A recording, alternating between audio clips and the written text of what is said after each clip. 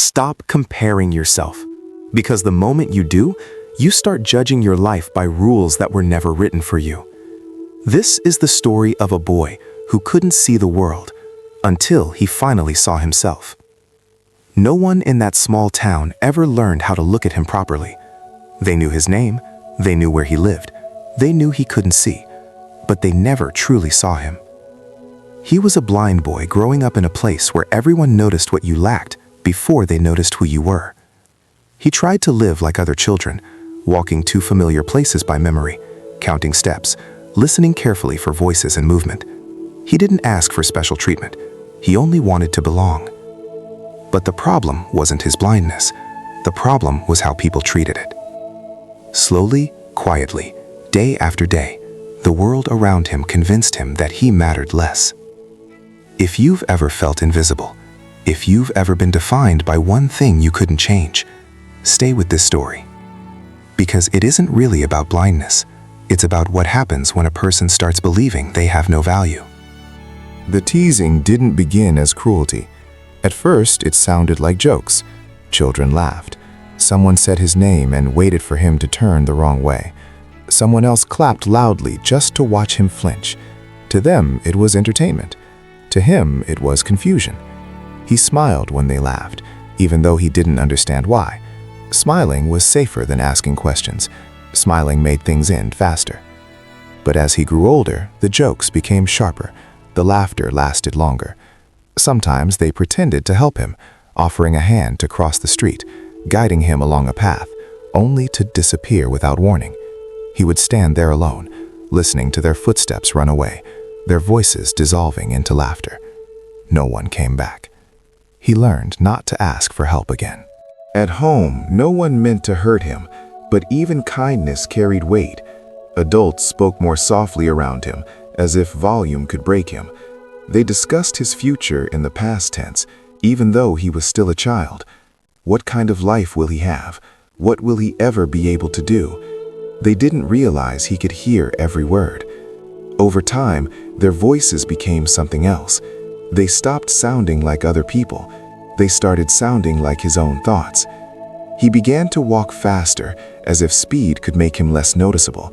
He memorized routes not to explore, but to avoid mistakes. He learned to take up less space, less sound, less existence. And little by little, a belief took shape inside him. Not loud, not dramatic, just steady and heavy. I don't belong here. He never said it out loud.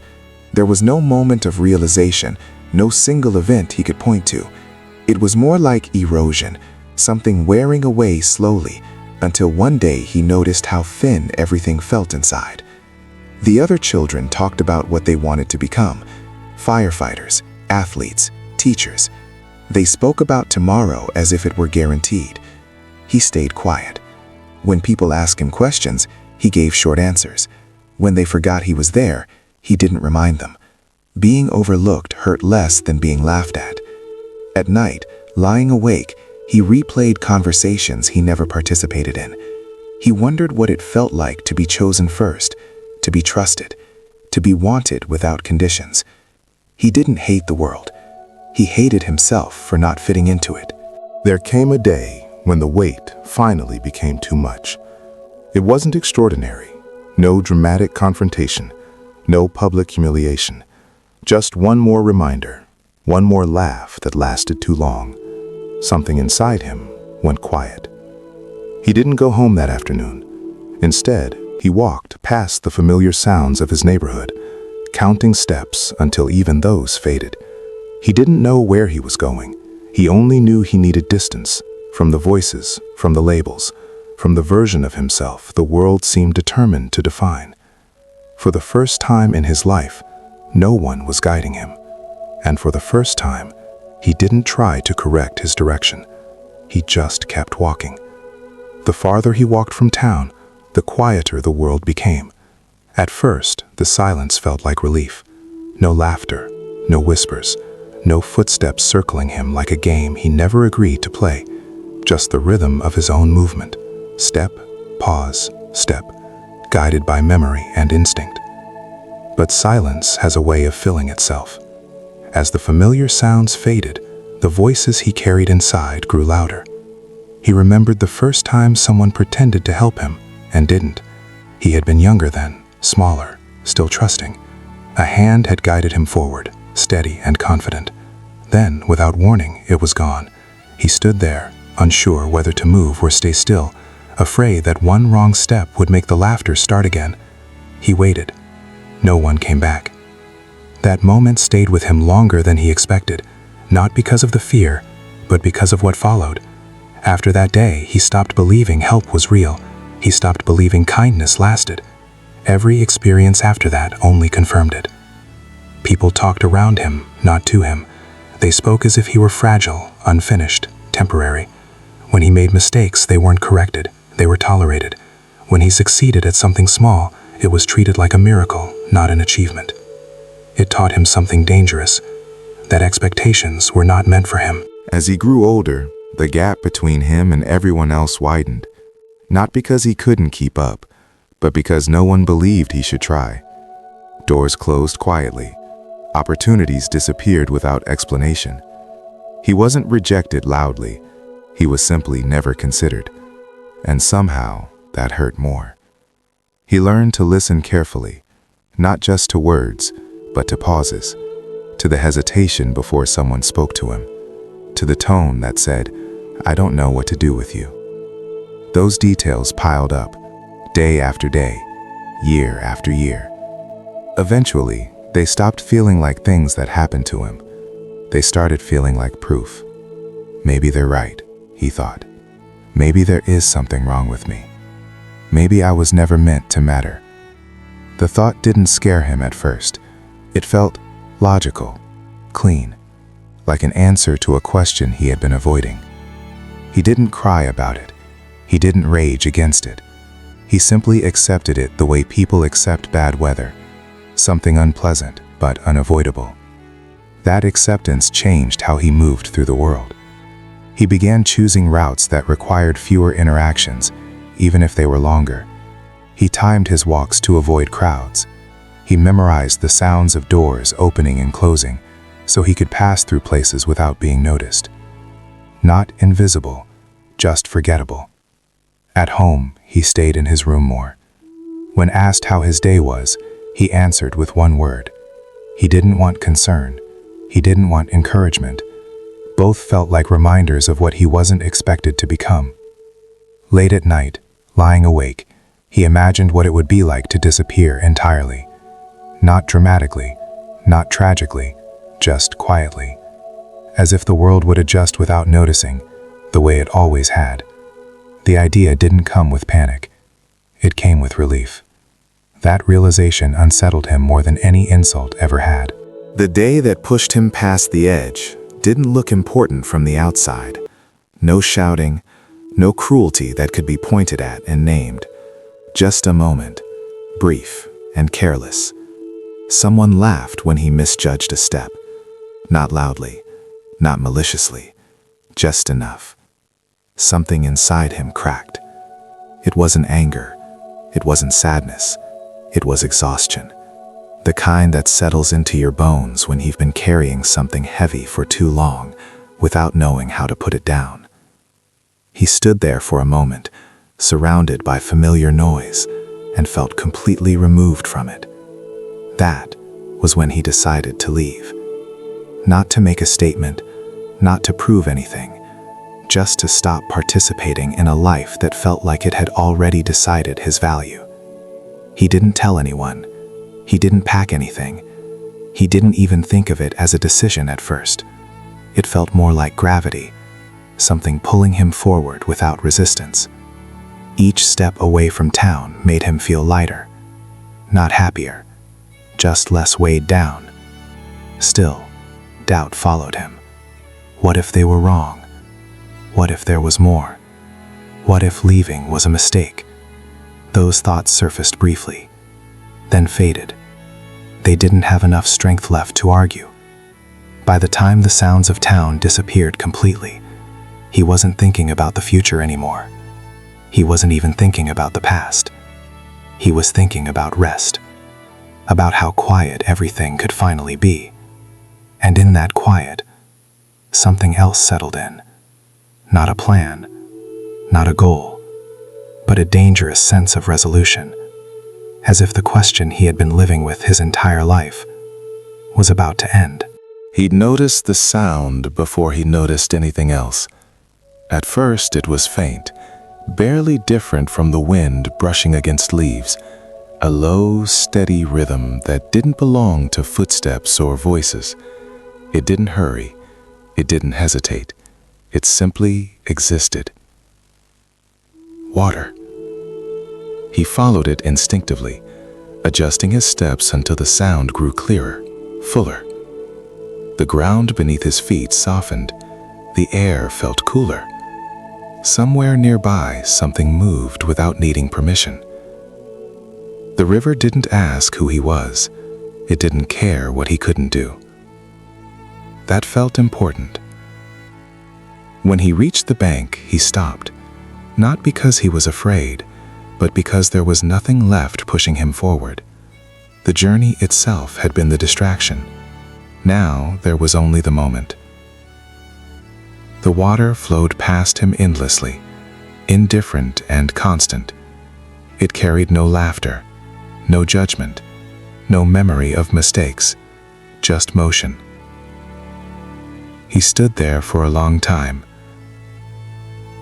In that stillness, the weight he'd been carrying finally settled fully into his chest.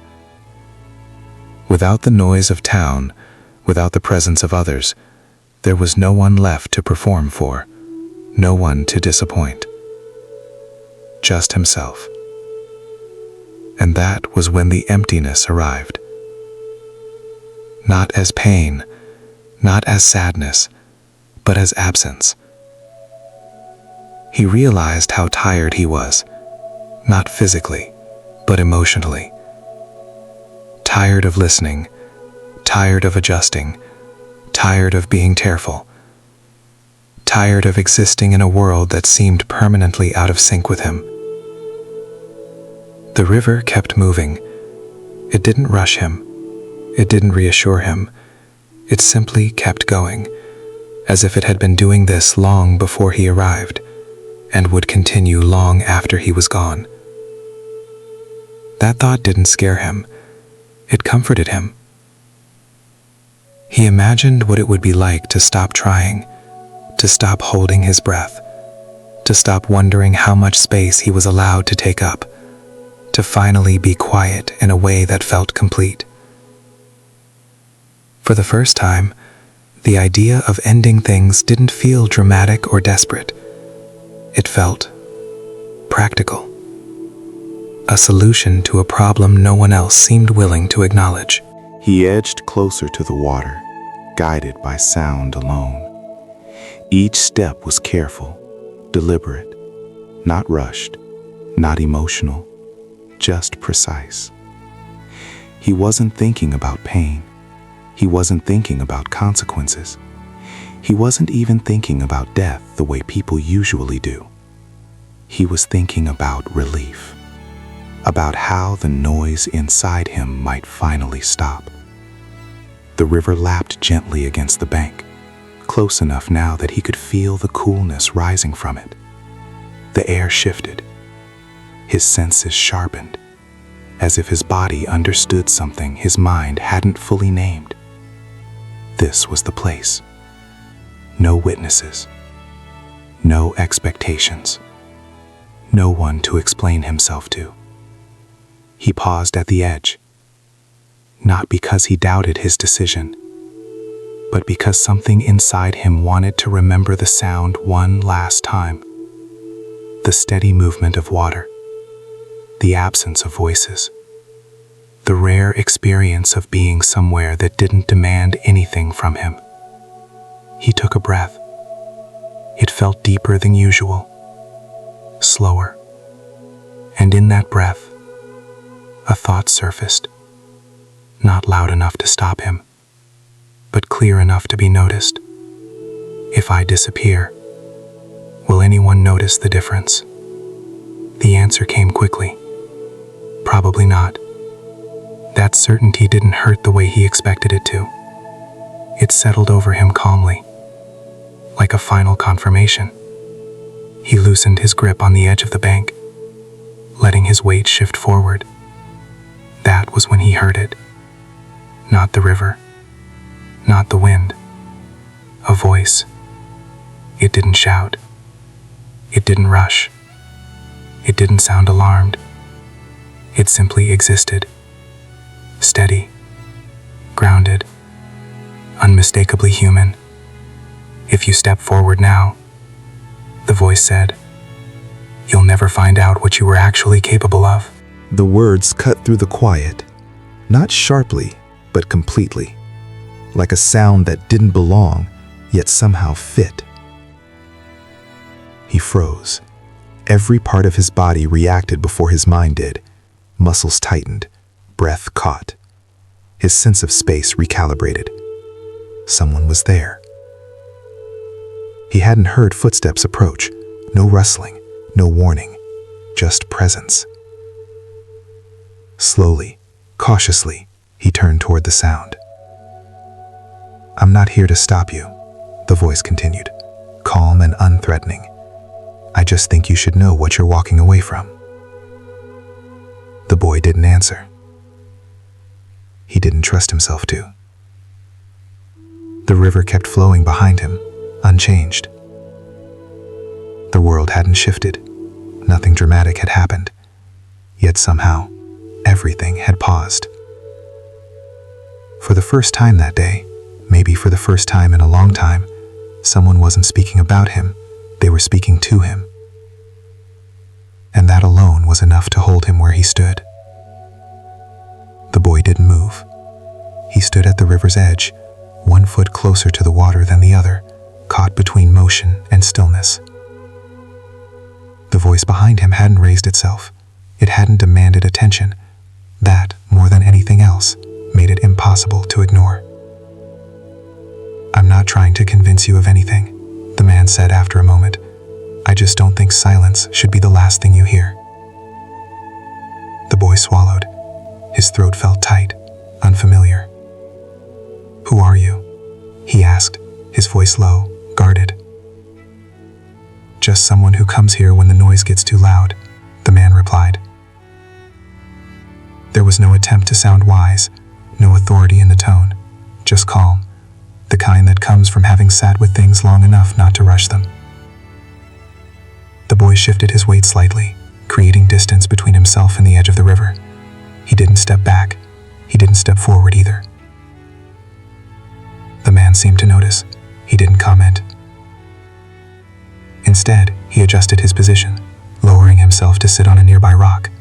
The movement was slow, deliberate, as if he were making a point without words. I'm not going anywhere. You don't have to decide anything yet. I heard you following the water, the man said. It's easy to do out here. Sound carries differently. The boy frowned. You were watching me? Listening, the man corrected. There's a difference. That distinction lingered between them. The boy hesitated, then spoke again. You said I was walking away from something. What exactly do you think I'm capable of? The question came sharper than he intended, defensive, tired. The man didn't answer right away. Instead, he asked, do you mind if I sit here for a minute? You don't have to talk if you don't want to. The boy considered this. No one ever asked him that. People usually filled the space for him. Advice, concern, pity.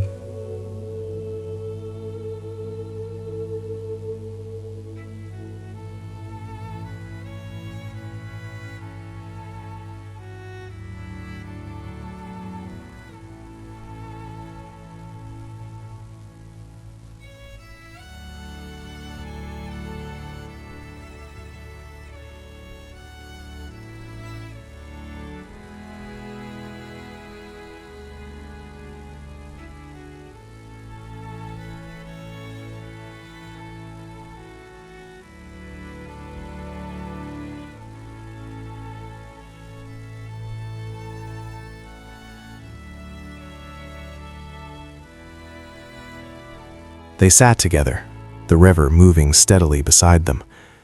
The man didn't fill the space. He didn't ask about the boy's life or his reasons for being there. He let the moment exist. After a while, the boy realized something unsettling. He wasn't being studied. He wasn't being assessed.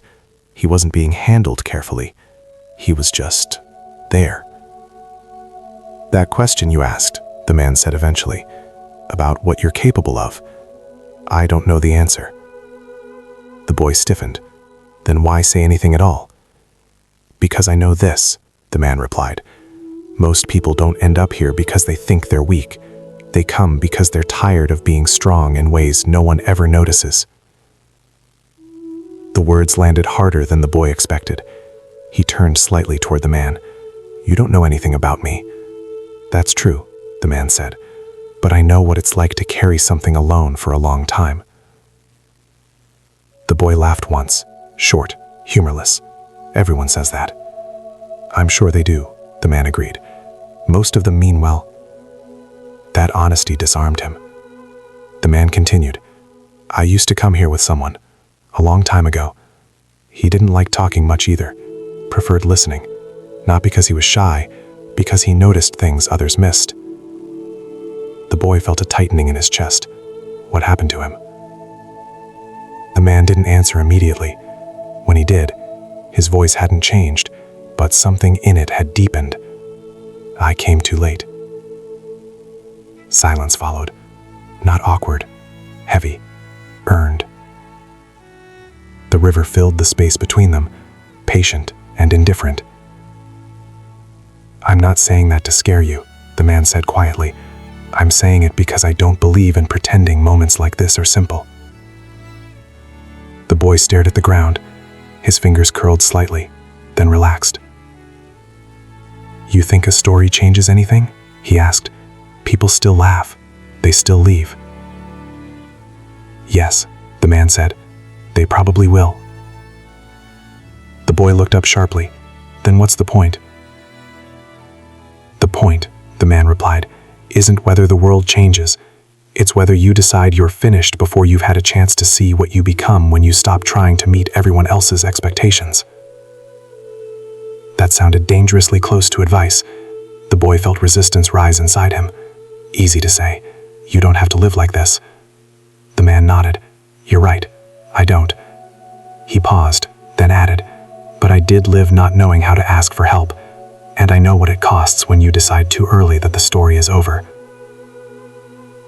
The boy exhaled slowly. His shoulders lowered a fraction. The man shifted, picking up a small stone and rolling it between his fingers. "Can I tell you something I've learned?" he asked. The boy hesitated. "You already are." A faint smile crossed the man's face. "Fair enough." He tossed the stone lightly toward the river.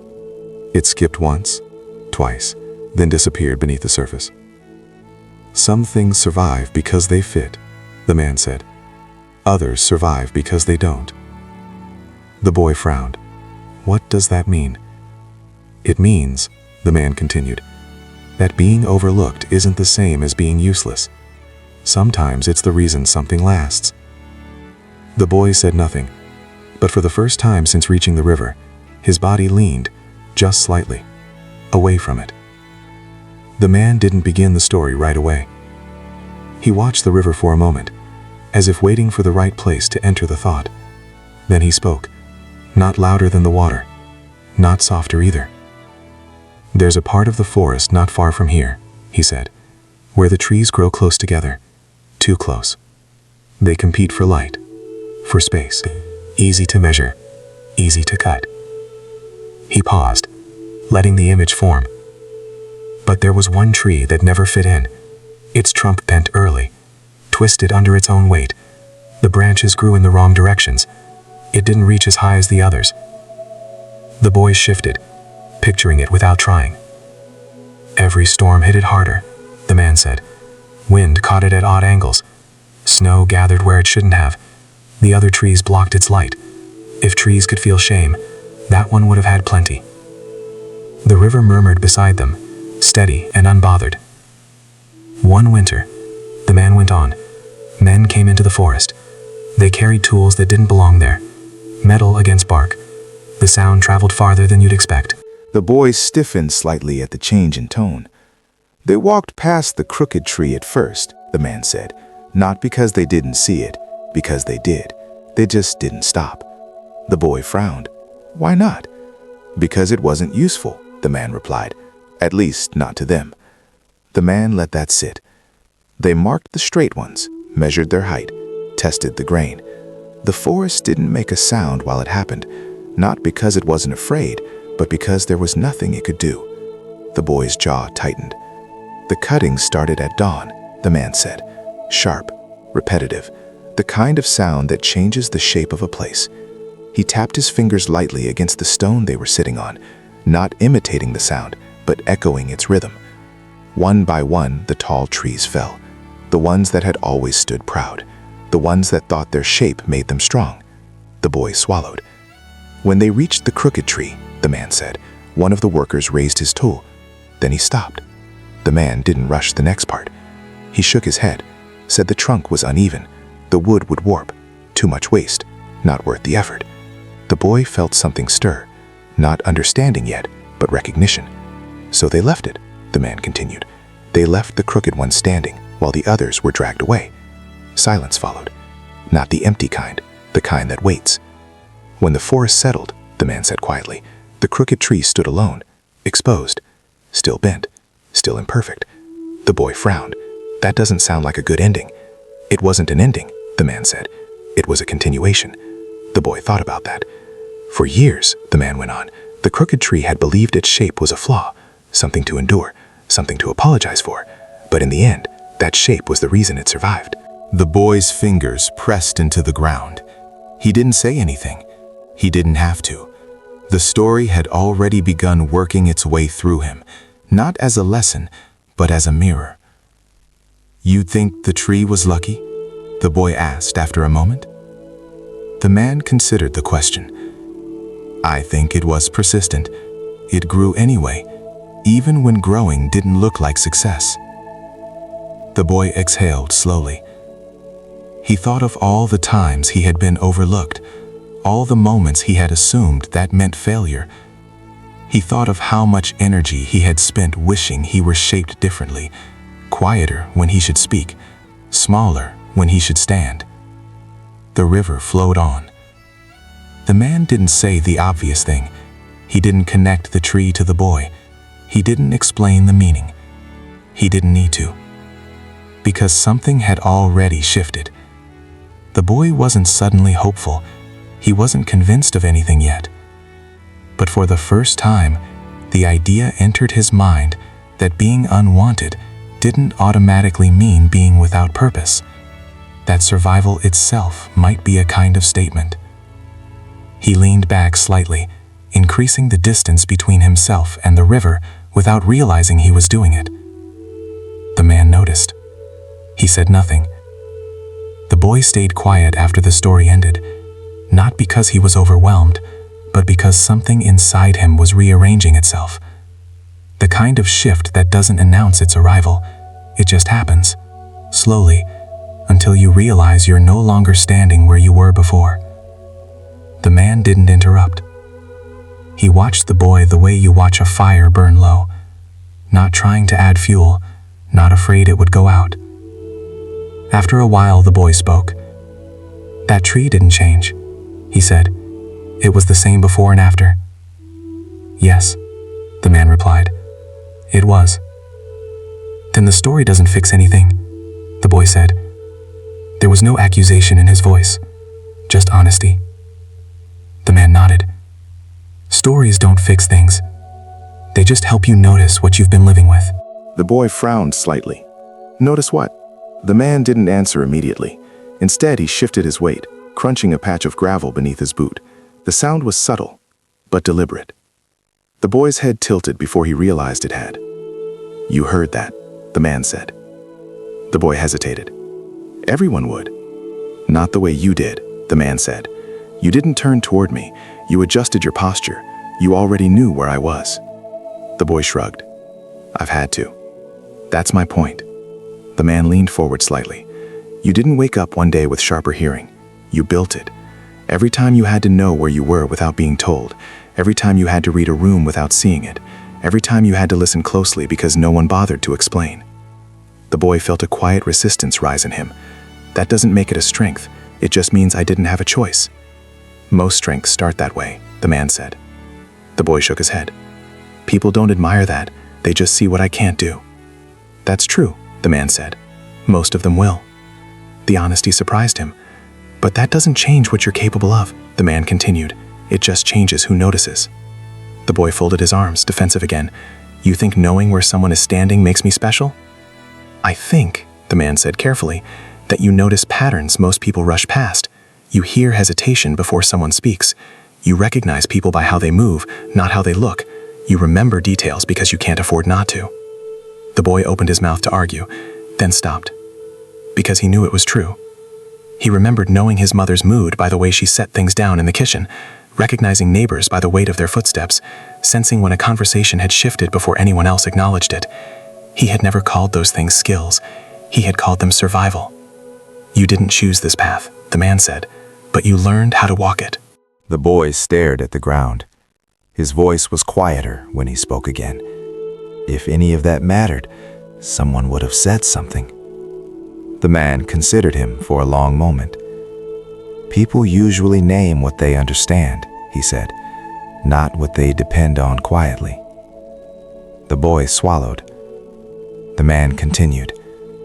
You've been adapting your entire life, adjusting, compensating, building ways around obstacles without being told that's what you were doing. The river moved steadily beside them, unchanged. That doesn't make things fair, the man added, and it doesn't make your life easier overnight. The boy nodded slowly. Then what does it change? The man answered without hesitation. What you decide to do next. The boy felt the weight of that settle in his chest, not pressure, responsibility. He didn't suddenly feel confident. He didn't feel powerful, but something else had replaced the emptiness he'd carried to the river. Curiosity. What if I try, the boy said, choosing his words carefully.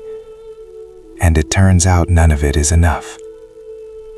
The man didn't dismiss the question. He didn't soften it. Then you'll know, he said, and knowing beats disappearing. The boy let out a slow breath. His shoulders dropped slightly, not in relief, but in acceptance. For the first time, his life didn't feel like something already decided. It felt unfinished. He leaned back, placing more distance between himself and the water. This time, he noticed himself doing it.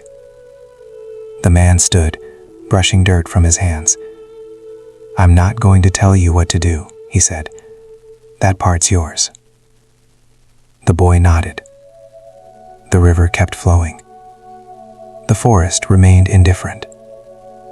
But the boy was no longer standing in the same place. Inside. Or out. The man didn't walk away right after standing. He waited. Not to see if the boy would say thank you. Not to hear a promise. He waited the way people do when they understand that the next decision doesn't belong to them. The river continued its steady movement, indifferent to both of them. It had seen people come here before. It would see more after. The boy stayed seated, listening to the sound of water folding into itself again and again. The place that had felt like an ending now felt unfinished. The man shifted his weight slightly. I'll be leaving soon, he said. Not back toward the town, another path. The boy nodded. He wasn't surprised. I won't ask you what you've decided, the man continued. That kind of question puts weight where it doesn't belong. The boy appreciated that. The man took a few steps, then stopped. But I will say this, he added. Whatever you choose next will matter, not because it proves anything, but because it continues something. He tapped his walking stick lightly against the ground once, then turned away. The boy listened to his footsteps fade. He didn't count them. He didn't rush to memorize their pattern. He let them go. For a long moment, there was only the river again. The edge was still close, close enough that one careless step would have been enough. The boy stood. His legs felt steady, not strong, just present. He faced the water, then turned slightly away from it, not in defiance, in alignment. He thought about the crooked tree, standing alone after the forest had changed around it, still bent, still exposed, still there. He took a step back, then another. Each movement was small, deliberate, the kind that doesn't need witnesses. The path back wasn't clear. He couldn't see it, but he could feel it under his feet. The difference between loose soil and worn ground, between the uncertainty of edges and the quiet direction of something traveled before. He didn't hurry. The town would still be there. The same voices, the same people who didn't understand him. But something had shifted. Not them. Him. He paused once, placing his hand against the trunk of a nearby tree. It wasn't straight. He smiled. Not because it meant anything, but because it didn't need to. The river grew softer as he moved away from it. By the time he reached the edge of the forest, the sounds changed. Fewer echoes, more open space. He stopped again, taking in the rhythm of the town beyond the trees. Distant movement, familiar patterns. He knew those sounds well. They no longer felt like a sentence. They felt like terrain. He stepped forward, not because he was certain, not because he felt ready, but because staying was no longer an accident. It was a choice, and that was enough to begin.